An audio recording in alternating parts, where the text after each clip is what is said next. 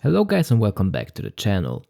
Today I want to talk a little bit about this Alpha Explorer 1 homage that I got a couple of weeks ago. Now I use the term homage very loosely here. As you can see, this watch bears a striking resemblance to the Rolex Explorer 1, but not the newest one, rather the old reference 14270. Now people tend to have a strong opinion on these kind of watches, and if you follow my channel or my Instagram, you'll know that I personally don't mind buying and wearing these. That said, I do love the Rolex Explorer range in general. I've always liked the simplicity that surrounds this watch. Some people say that this is a watch for enthusiasts, and I have to agree. It's a watch that flies under the radar. Of course, the Alpha didn't do anything for that. It's all Rolex's design philosophy. Anyway, until recently my watch collection consisted of mostly dive watches, and I still really like them, but I thought it's time to change things up a little bit. I wanted to add something simple, yet good looking. It didn't take long until I researched the best alternatives to the Rolex Explorer 1, and to my surprise there aren't that many. In my research I basically found 4 watches that ticked all my boxes. The quite popular and very hard to get Smith's Everest, the 39mm Tissel, both San Martin variants, and this Alpha. In this video I want to talk a little bit about the reasons why I chose this Alpha and if I'm still happy with my decision. Let's get started. So the reason why I bought this Alpha Explorer is pretty simple. I wanted a nice watch that didn't cost a lot of money, and this watch is the cheapest option among the 4. I bought this watch on Alpha's European website and it cost me €120. That's not bad at all. The other 3 watches are almost triple the price of this one, and in addition, the Smiths is almost impossible to get. The Tissel is only available at 39mm, and the 36mm San Martin looks kinda off. So basically, I was torn between the 39mm Vintage Explorer from San Martin and this Alpha. I didn't love the vintage lume that San Martin used on this, so I guess it left me with the Alpha. It's the best of 2 worlds. I got the design that I wanted without breaking the bank. Now some might argue that Alpha, San Martin and Tissel are all brands that produce knock-off watches, and you're not wrong. Originality is not the reason why you should buy this watch. The Smiths is the only brand on my list that gets any love from watch enthusiasts. So if that's important to you, you should probably wait until you can get your hands on one of them. That said, I really dig this watch. It completely scratched the itch, you could say. I do not want to get the Rolex or the Smiths anymore. Basically, this €120 saved me thousands of dollars. Let's start with the specs and the dimensions. This watch comes in at a 36mm diameter, a 45mm lug-to-lug, and an 11.5mm thickness. The lug width is 20mm. The size of the watch is perfect in my opinion. I was afraid that 36mm might look too small on my 7-inch wrist, but I love the way it wears. Alpha do offer also a 39mm option, but I believe that the 39mm would have been a little bit too big. It would feel like a plate on my wrist, and I didn't want a watch with a ton of wrist presence.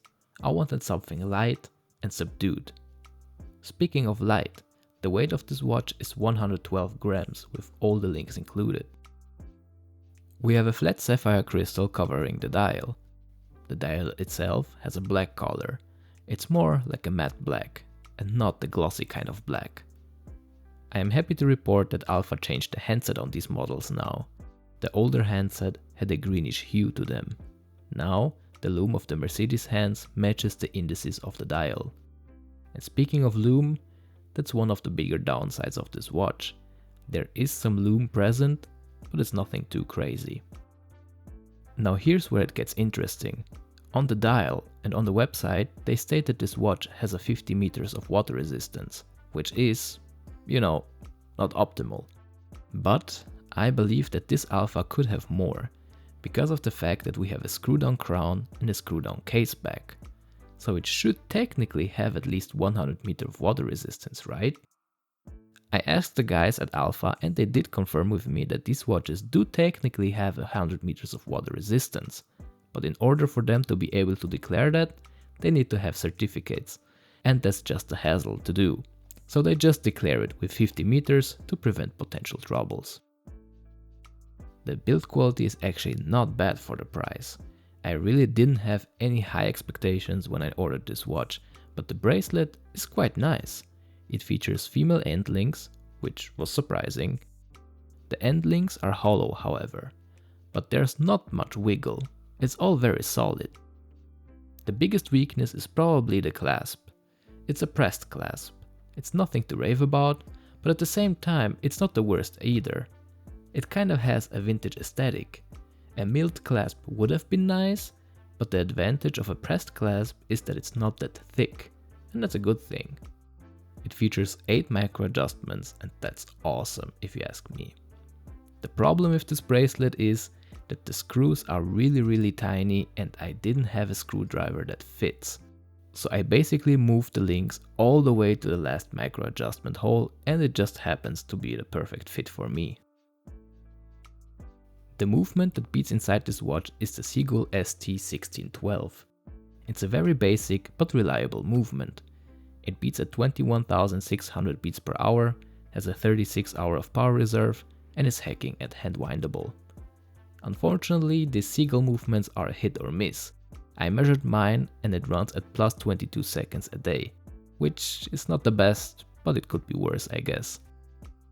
With all the specs out of the way, here's how the watch looks like on my 7-inch wrist.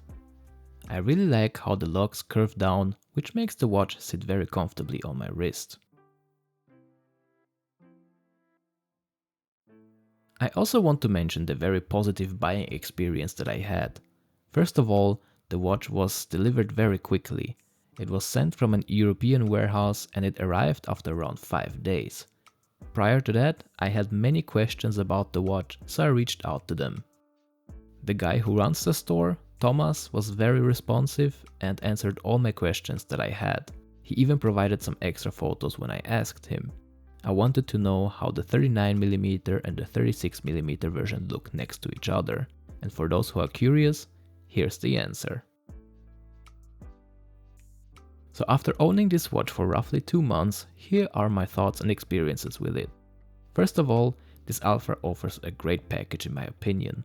You get an automatic movement, quite nice finishing, a sapphire crystal, and a classic design. Of course, originality is not the strongest point of this watch, but I was well aware of that. I am also happy to report that I did not encounter any quality control issues. So what about the negatives then? Things that you should consider before buying. The first thing that many people criticize is the rather big Alpha logo on the dial.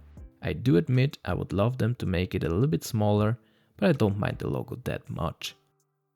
As mentioned before, the clasp is just pressed, the end links are hollow, and the lume is rather weak. But other than that, I think it's a stunning little piece, and it became one of my most worn watches in my collection. So if you like the Rolex design, but you don't like the Rolex price tag, I think that this Alpha Explorer might be just the right watch for you. Only if you can justify wearing an homage watch. Anyways, this marks the end of the video. Thank you very much for watching. This was Michael, and I'm gonna see you in the next one. Cheers!